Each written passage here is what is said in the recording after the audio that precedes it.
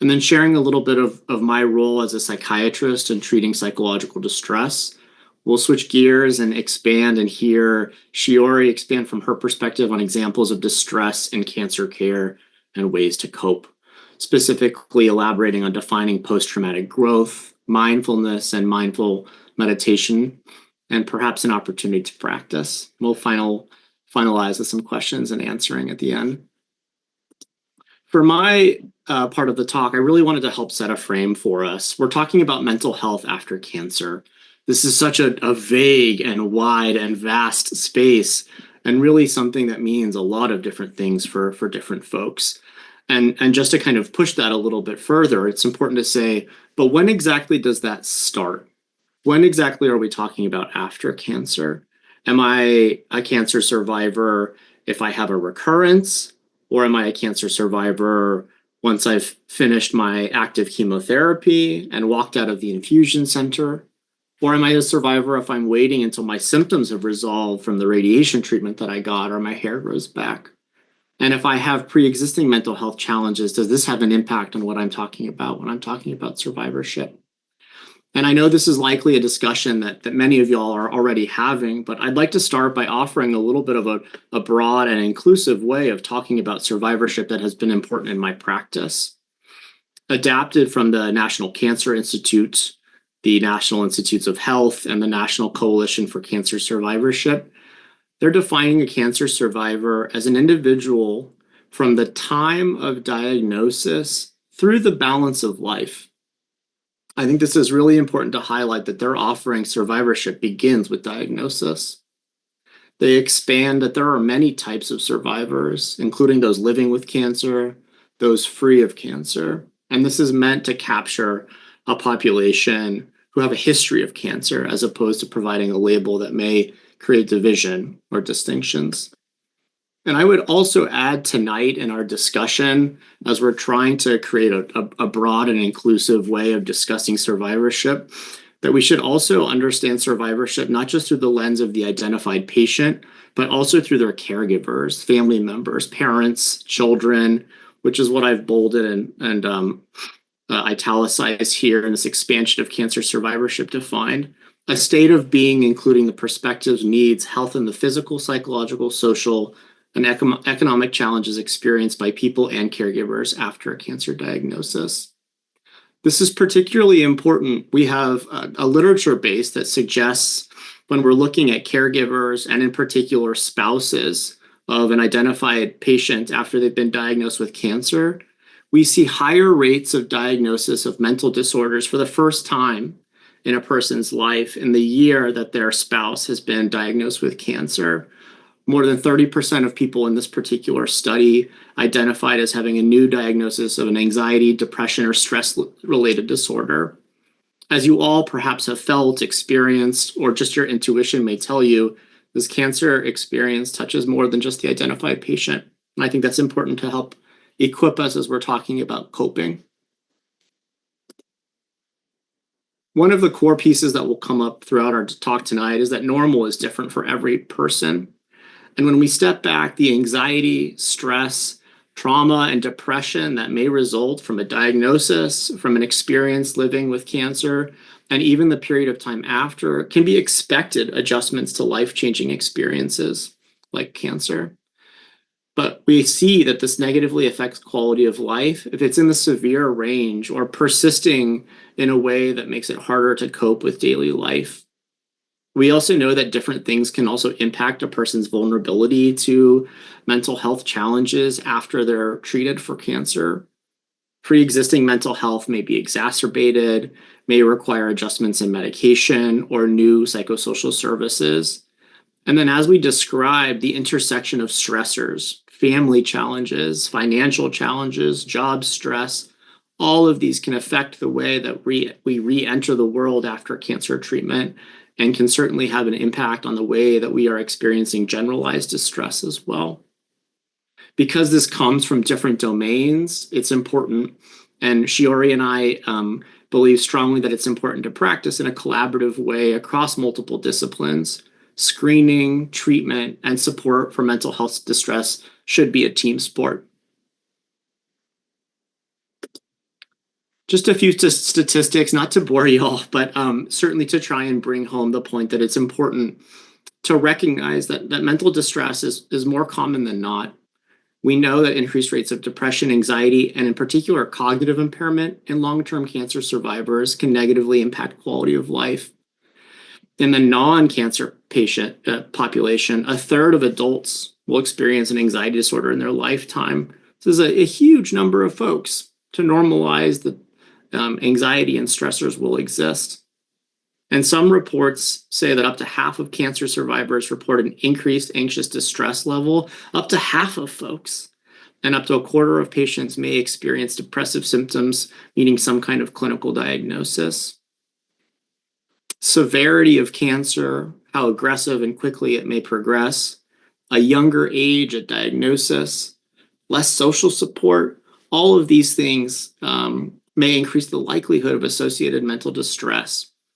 And because the research base over and over again substantiates these claims, these are important things for us to be discussing about prospectively. And I want to equip you, empower you to bring these up with your clinicians as well. In my specialized field of psychiatry, working with patients and family members that have been impacted by cancer, the list of different conditions that we treat is long, but this is a snapshot of some of the things in particular that may be treated by a psychiatrist with this specialty. Depression and anxiety, post-traumatic stress, fatigue related to cancer itself or its treatments, similarly cognitive impairment that may evolve after treatment, sleep issues, medication-induced mental health conditions, which I can elaborate on a little bit more, and then managing drug interactions between perhaps hormone medications that help suppress the risk of cancer recurrence and mental health. And then lastly, conditions related to sexual health being impacted by cancer and its treatment. I'm going to focus just briefly on depression, and I know that my colleague Shiori will expand a little bit more on anxiety later. When we talk about depression, we're not just talking about sadness. We're not talking about just challenges with adjusting to immediate loss and grief. We're talking about a more complex constellation of symptoms that also include sleep disturbances, more or less sleep, appetite disturbances, more or less appetite, both changes though from your previous baseline, feelings of hopelessness, feelings of helplessness, perhaps fatigue, and even suicidal ideation. I wanted to elaborate and enumerate these specifically because it's not a huge reach to think about some of these perhaps even being caused directly by cancer care, by cancer itself. It's important to try and elaborate depression in the context of the cancer that we're talking about, as well as in the period afterwards, which we're focusing on tonight. And when we're talking about possible causes of depression and cancer, there's certainly the psychological components of loss and sadness, but also uncontrolled pain and other symptoms that may demoralize a person or make them feel like a less physically able version of themselves. Metabolic issues, certainly if cancer spreads to the brain or cancer is in the brain, and then issues with the endocrine system or even hormone therapy itself causing some changes to mood. I bring this up to say that this is really important to have a formal evaluation with a formal professional clinician, and also to be mindful of this happening in collaboration with your oncologist, since there are so many overlap and crossovers between the symptoms that emerge during cancer care as well as down the road. And in particular, if you're less familiar with how a psychiatrist may work or support your mental health and well-being, we certainly start first and foremost with a comprehensive mental health evaluation. The goal is to have some shared language about a diagnosis, about target symptoms, about the way that we can try and understand what you might be experiencing. And prescribing medications is certainly the main distinction from other mental health clinicians. But I also wanted to highlight that in addition to prescribing medicines, our expertise is also in de-prescribing medications. It's our responsibility to use the minimal effective dose and also to stop medicine safely when that's appropriate. We have expertise in supplements or other components that may not be regulated by the FDA, but might have some data to support their use and supporting your wellness, your health, your focus and concentration and cognition after cancer care. And we're also experts in collaborating with our colleagues at studying lifestyle interventions, exercise in a variety of forms, mindful meditation that Shiori will expand on later, and some other non-pharmacologic interventions. And then we also collaborate with all of your other clinicians. When we're approaching psychiatric medication prescribing after cancer care, I always try and highlight the favoring non-pharmacologic approaches first, focusing on working with colleagues that can provide psychosocial support and therapy and peer support and beyond. The goal with medication isn't to try and reduce one's ability to feel. It's really to try and improve the intensity of symptoms so that a person can engage more in their support systems and return to a kind of function in their relationships, in their work life, and in the activities that derive meaning and joy for them. The hope is to use the minimum effective dose. And when there's uncertainty about whether or not a medication can be helpful and there may be real risks to bear, it's important to think about a trial period, that these may not be medications that we're using indefinitely. But if we can help a person find more peace and alleviate distress so that they can sleep better or feel like they're performing more at work as they're reentering after cancer care, those would be our goals. Switching gears slightly, I do want to highlight that there's a lot of discussion going on in the cancer communities around the use of cannabis, either recreationally or to support clinical needs. And while there is some data in the laboratory that there may be some anti-cancer benefits, cannabis has not been proven in humans to cure or treat cancer. I think it's important that we continue to do the research that a lot of people are interested in exploring. In states like California, cannabis is increasingly available for recreational use, and there are numerous studies that support its use in clinical spaces around pain, for cancer pain in particular, and nerve pain, especially if it's not responsive to opioids, treating conditions like nausea, appetite stimulation, anxiety, and sleep. I do say this with a caveat that in some cases, using something like marijuana can make anxiety and depression worse and may predispose folks who are vulnerable to worse mental health. So it's not something to be taken lightly or flippantly. And with that in mind, I would recommend that this is something that's openly discussed among us and among your clinicians. The goal is not to frame this through judgment or to minimize a person's interests, but instead to provide guidance that might be clinically helpful and help ease someone's distress.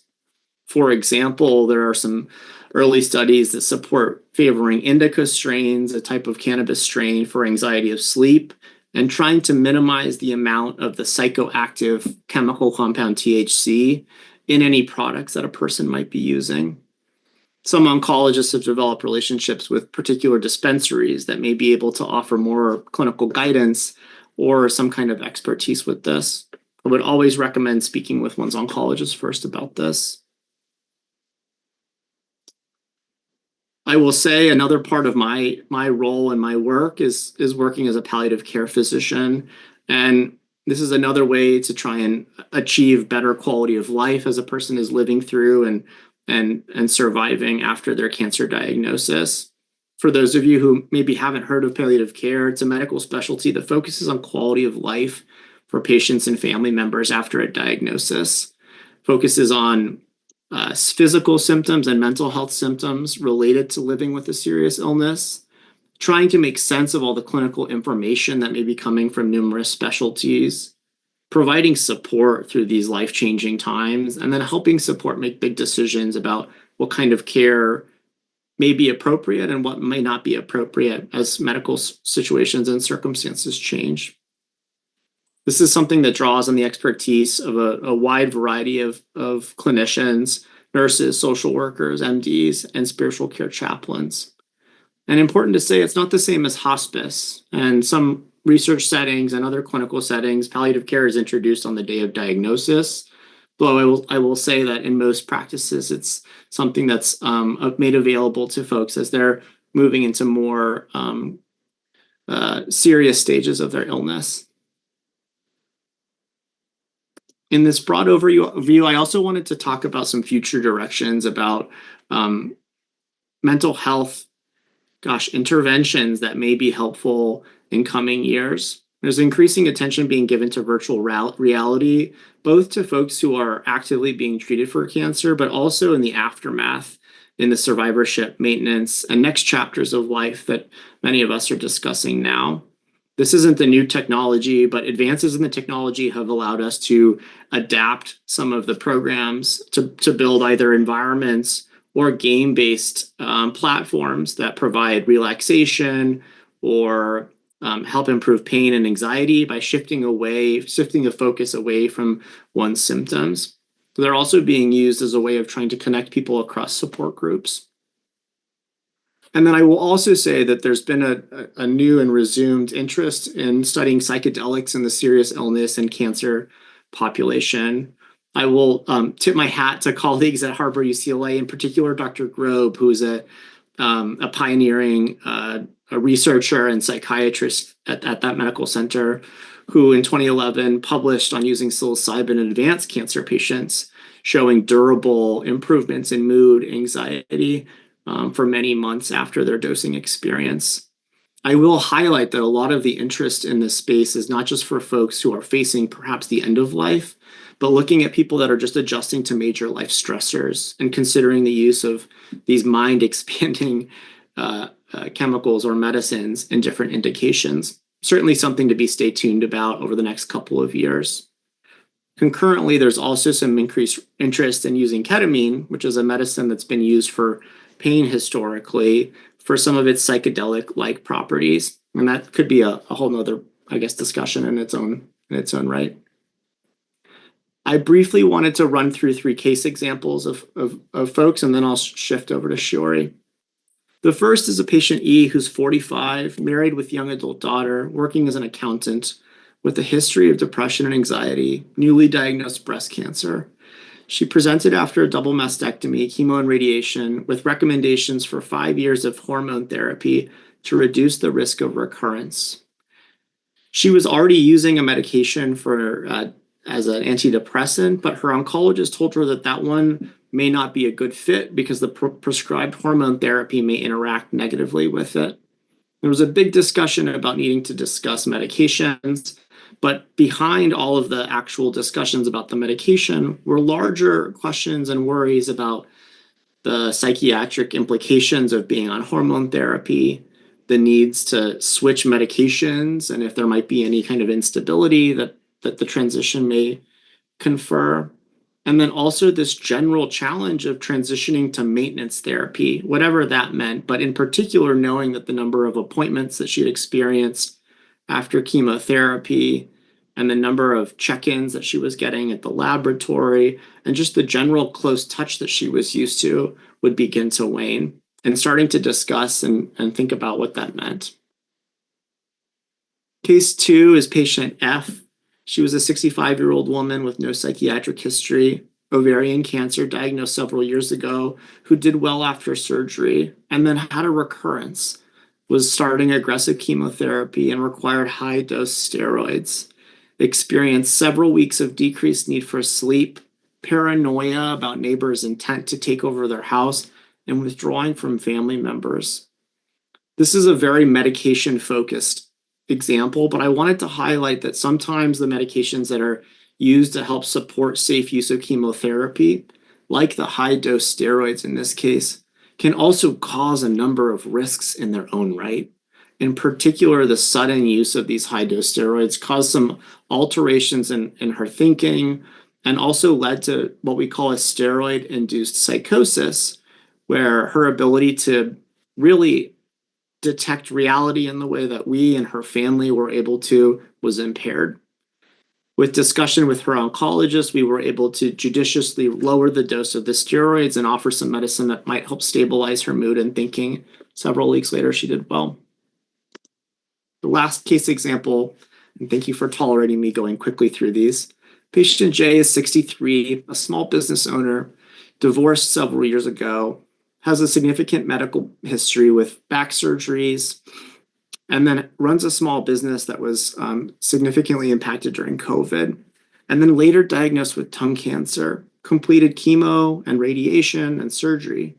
And then 6 months after his final radiation, started developing a number of symptoms related to anxiety, feeling on edge, panicky, less interested in going outside, and in general, starting to be very scared in several domains of his life, in particular, fear of cancer recurrence, and feeling lonely and less supported with low mood, finding his work was suffering.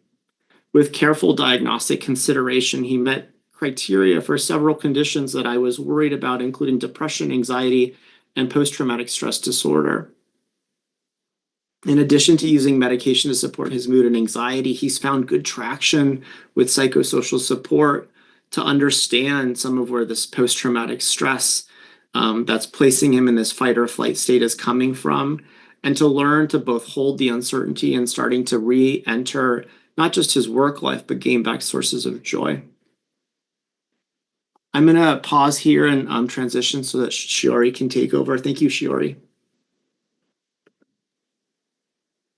Thank you, Dr. John, for sharing valuable insights on managing mental health matters related to survivorship, and also touch on palliative care and future directions and some case studies. So now I would like to shift our focus to coping techniques in addition to involving medication. So I would like to reset a frame, and today we'll be discussing managing scan-related anxiety, which is a very common issues that people bring up. And the emotional toll of cancer is complex and personal. So I'll share practical non-pharmaceutical strategies to help manage mood, reduce stress, and maintain balance during these challenging times. And also we'll explore how this method not only ease immediate anxiety, but can foster post-traumatic growth, allowing you to uncover new strength, resilience, and healing. And mindfulness in particular can help you stay grounded in the present moment and empowering you on this journey. So let's explore these techniques together, and you can move through this journey with greater peace, resilience, and self-compassion. So understanding scan anxiety, some people call it scanxiety, and we'll be discussing this now. Something that I mentioned that many of people may have experienced during your cancer journey. So scan-related anxiety is the stress, worry, or fear that patients feel before, during, or after medical scans, such as CT scans or MRIs, PET scans. And for many of you, this anxiety may stem from several common triggers. One of the most significant is that fear of receiving bad news, not knowing what the result will be. Others may feel like uneasy due to the uncertainty about the result, or even some may be reminded of the stress of your initial diagnosis or treatment when it's time to another scan. So it's important to remember that you are not alone. Many cancer survivors face scan-related anxiety, and it is part of the managing your recovery and well-being as a survivor. The good news is that it is anxiety that can be managed. There are several strategies alleviating to help, which I'll share in the next slide. So now let's talk about some helpful coping ways that you can practice in assisting managing scan-related anxiety. And these coping can help you feel calmer and feel like you're in control. So there are a few of them. First, mindfulness and breathing techniques. And some of you may already do this, but this is incredibly effective. When you start feeling anxious, try deep breathing if your body allows you to. If not deep, you can make it like a mindful breathing, just being mindful of your breath and stay grounded. So for example, you can breathe in for about 4 seconds and hold for 4 seconds, and then breathe out for 4 seconds.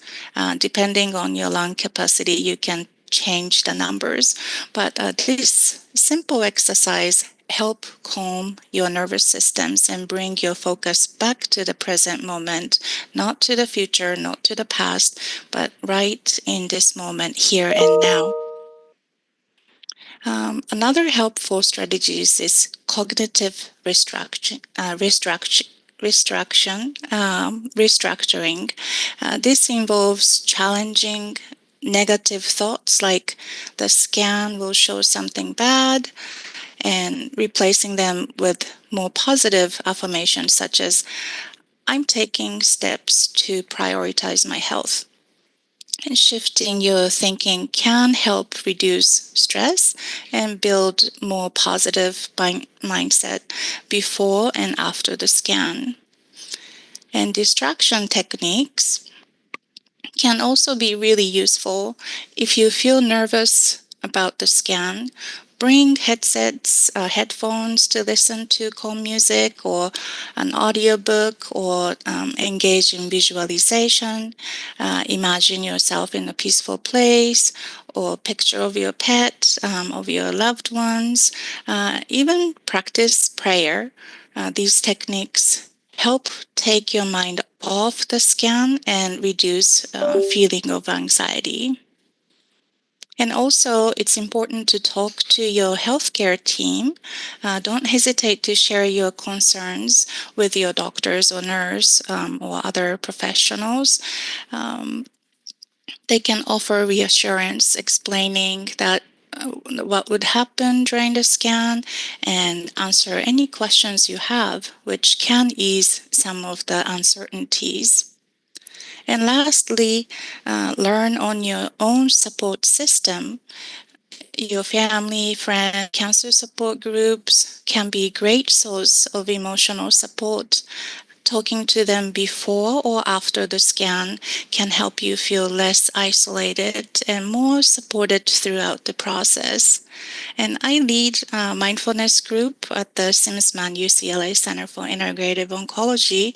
And one thing I hear often from the participants is that they're about to have a scan, and sometimes like maybe this week or next week. And what's really heartwarming is how many of them would say, I'm taking you all with me to the appointment in my heart. And they talk about how just remembering the faces of group members and kind words that they gave before, that affirmations from the group, they give such great sense of comfort instead of feeling overwhelmed with anxiety and feeling all alone. They feel supported and at peace. So it's incredible how this sense of connection can bring such reassurance during these challenging moments. And please remember, these strategies are here to help you to feel more empowered and less anxious as you go through the scan. And it's about taking small steps to manage your anxiety and find calm during what can be stressful experience. Next slide, please. And moving to research findings, statistics, on mood management. So these are approaches we typically explore before considering referral to psychiatry, or they can be used alongside medication after a referral has been made. And there are many of them, but I just picked 3 here. Cognitive behavioral therapy, CBT, has been extensively studied, and many of you may have heard or have had it before. It's recognized as an effective intervention for managing depressive symptoms in cancer patients. So researchers conducted a randomized controlled trial assessing the efficacy of CBT in cancer patients, and found that it significantly reduced depressed symptoms and improved emotional adjustment. And this suggests that CBT can be a valuable component by psychological care for cancer survivors. And mindfulness stress reduction, MBSR, mindfulness-based stress reduction.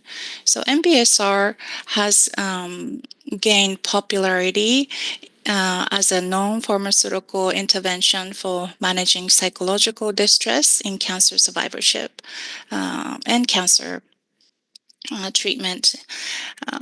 A researcher concluded that MBSR effectively reduce anxiety and depression, leading to improved quality of life.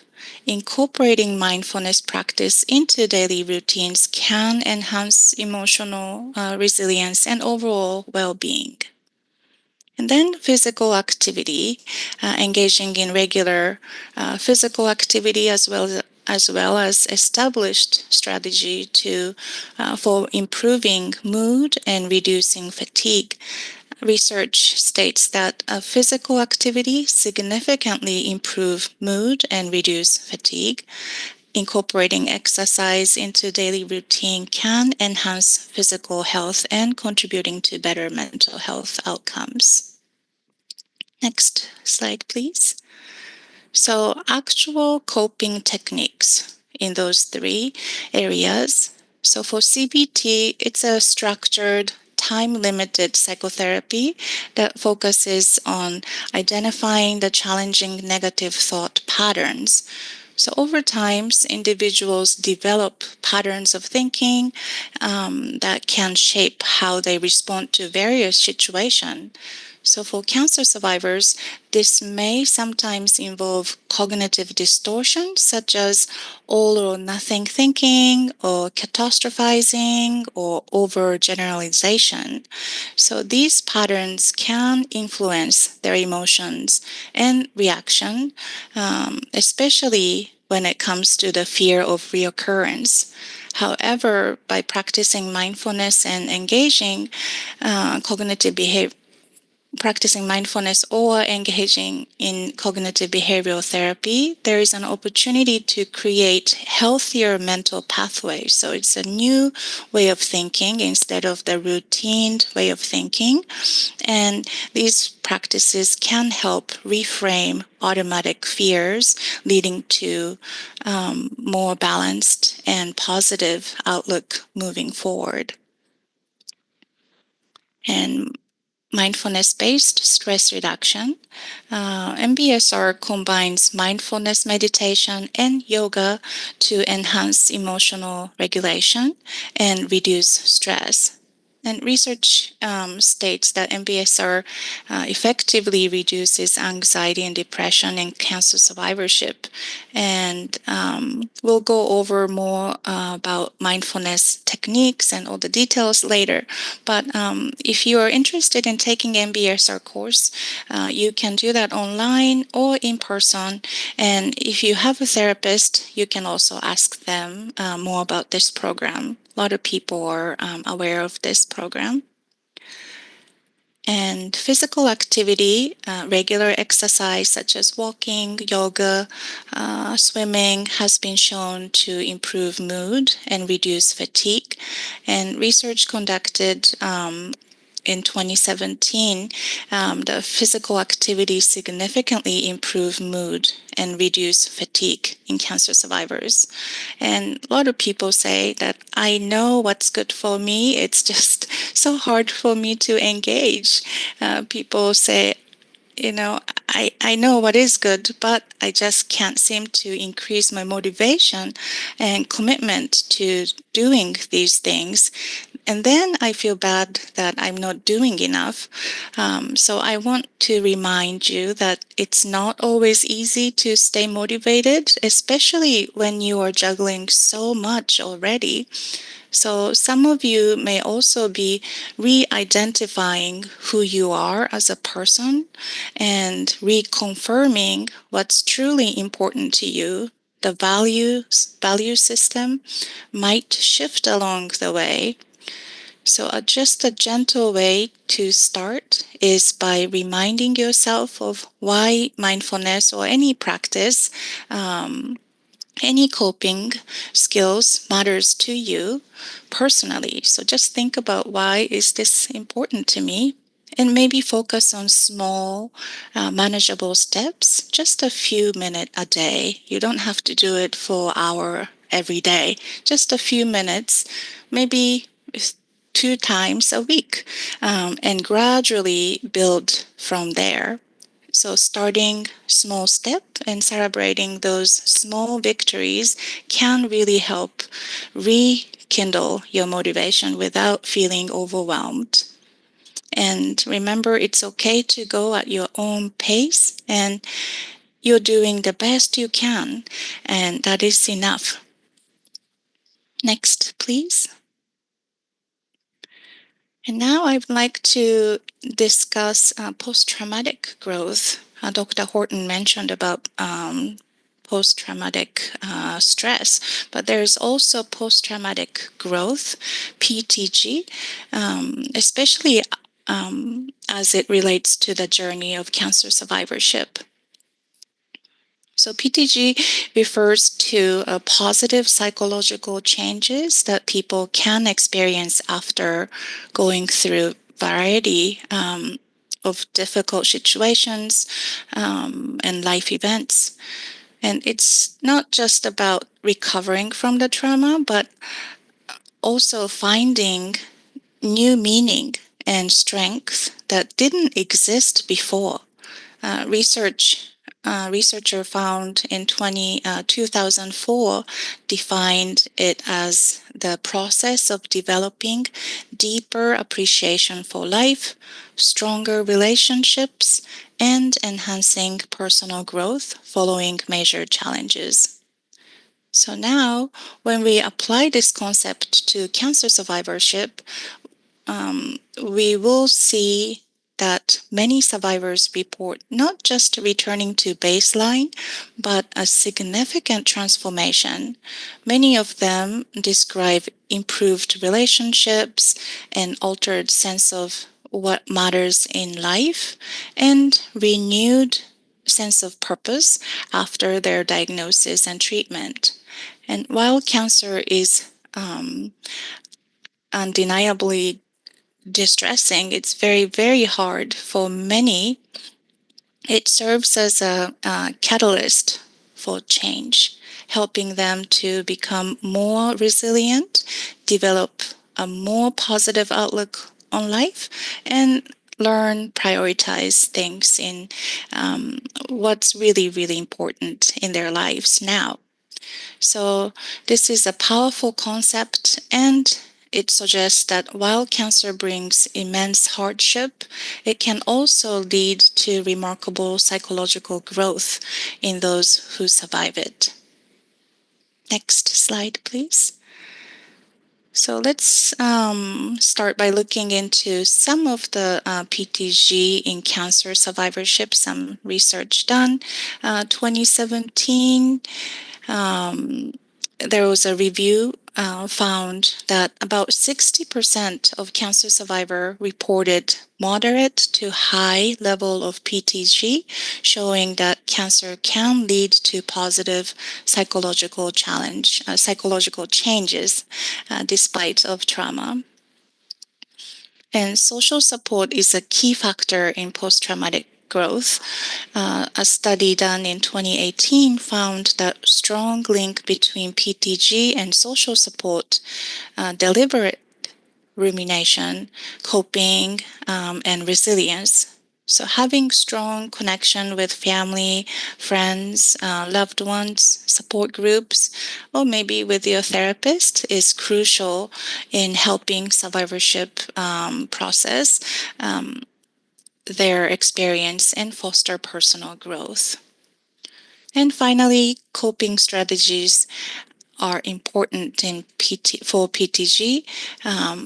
So research found in 2020 that positive coping strategies like seeking emotional support had the greater impact in PTG in breast cancer patients. In contrast, avoidance coping played a lesser role. So ultimately, positive coping strategies seem to be the most beneficial for the growth after cancer. Next, please.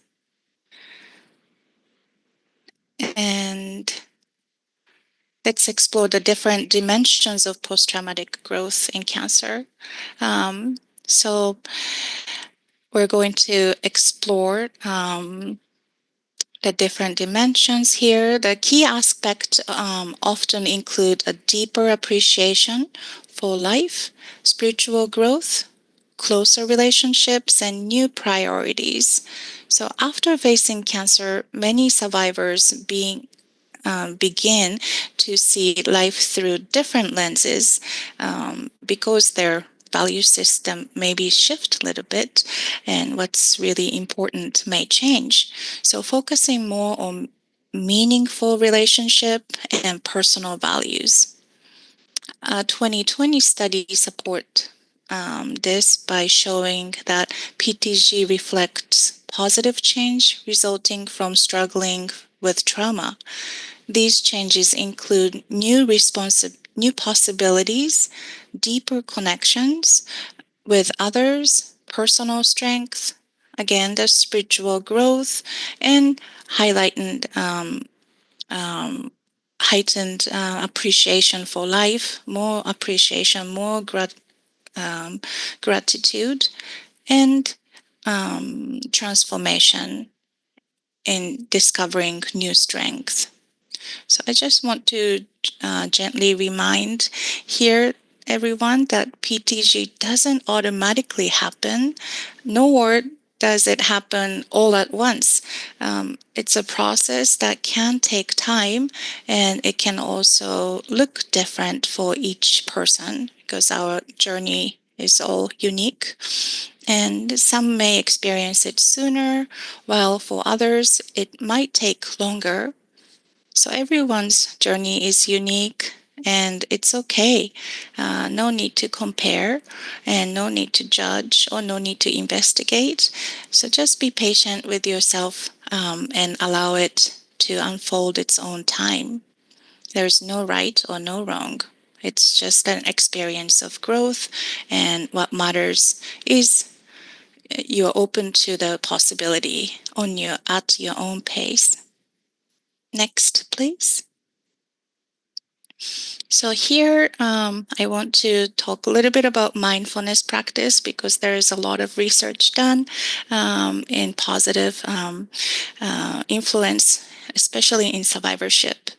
So Dr. John Kabat-Zinn, who is the founder of the Stress Reduction Clinic, is and at the Center for Mindfulness, the University of Massachusetts Medical School, he defines mindfulness as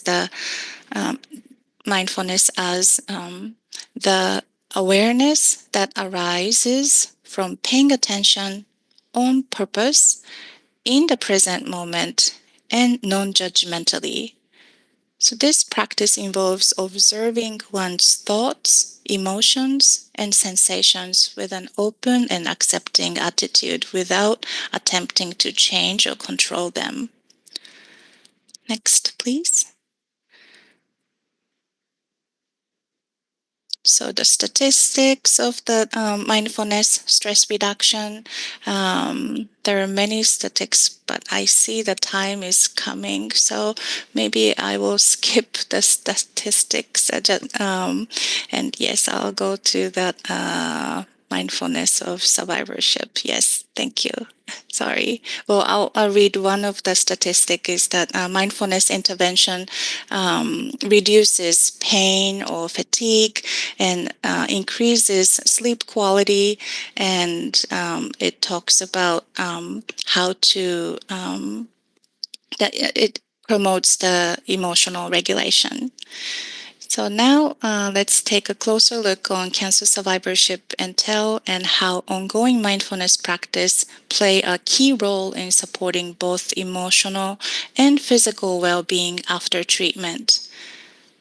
So many cancer survivor patients that for the transformation to life after transition to life after treatment can be challenging, and mindfulness help in navigating this journey with greater ease. And these are the benefits of mindfulness for cancer patients. It helps to mindfulness exercise helps cancer patients to transition from the treatment to recovery by providing structure and focus, which empowers them during this adjustment period. And also psychological intervention like cognitive behavioral therapy and mindfulness practice, mindfulness-based stress reduction, help reduce fear by promoting healthier coping strategies, reframing uncertainties. And then mindfulness plays a vital role in building resilience and acceptance with empower cancer survivors to progress with strength and peace. Next slide, please. And there are many mindfulness-based practice that you can do. It's not just about sitting in an empty room or with your eyes closed and sitting down, but we can do many different ways. So mindfulness of breath, you can mindfully breathe in and out. Body scan meditation is something that you scan your entire body from head to toe and being more integrated with what's here now with mind and body instead of your mind in the past and your body is in the present moment. Loving kindness meditation is something that you give loving wishes, well wishes to other people, including yourself. There's mindful eating, mindful walking, and you can listen to guided meditation if you're especially beginner. It helps to focus by listening to somebody's guidance. And mindful listening is an observation of just listening to the sound instead of judging or investigating. And mindful journaling, just being mindful of what you have in your thought and write it down. And open monitoring observation, being aware of your surroundings, even like a space in between you and the wall or you and the ceiling, just being mindful of the observation. And movement, it's the mindful movement, could be yoga or Tai Chi. Next, please. Okay, so these are the quick comments from the SimmsMann mindfulness group members who has been practicing mindfulness. Those are the benefits of how they can stay focused and they can manage pain better, or they may have a better relationship with the pain, and they can they're able to increase the sleep quality, and eventually they're able to, because they're in the present moment, their communication skill got improved with other people. Next, please. Okay, so I wanted to do the practice of 3-minute breathing space, but we only have 3 minutes left. So this is something that you can personally reach out to me later, or you can look it up. What is 3-minute breathing space is? This is a great exercise you can do to just become like step out of the automatic pilot that we all have in day-to-day life. So next slide, please. Okay, so I think this ends. I'm so sorry, I kind of rushed towards the end. But any questions that people may have? I do see a question here. Here it says some cancer patients worry about taking psychotropic medications in addition to their existing treatments, such as chemotherapy, steroids, or radiation. What does the research say about the safety and effectiveness of adding these medications? I'm happy to answer that.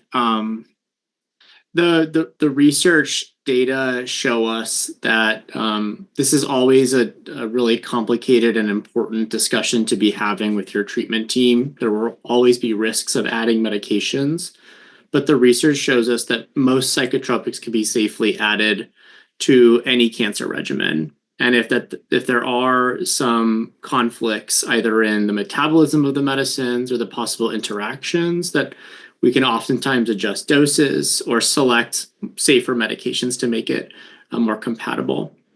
It's also the reason that my specialty exists, because there absolutely is concerns about this. And so I think it's important to talk with your treating team about it. Okay, great. I'm wondering if anybody else has any questions. That's the only one I'm seeing right now in the chat box. Does anybody else have any other questions to put in the chat that either Dr. Horton can answer or Shiori Lang can answer? Give it just a minute.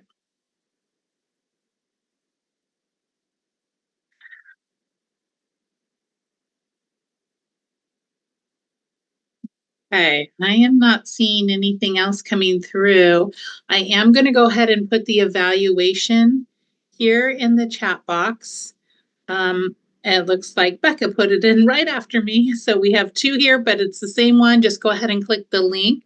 We want to thank Dr. Horton and Shiori Lang for spending time with us tonight and sharing all of this information about optimizing our mental health. So thank you both for being here. You had so much information, knowledge, and Shiori, I really appreciated all the research you did behind all of those different practices. I think it's great to know how it's rooted and based in science. So thank you. I see lots of thank yous coming through, and I hope everyone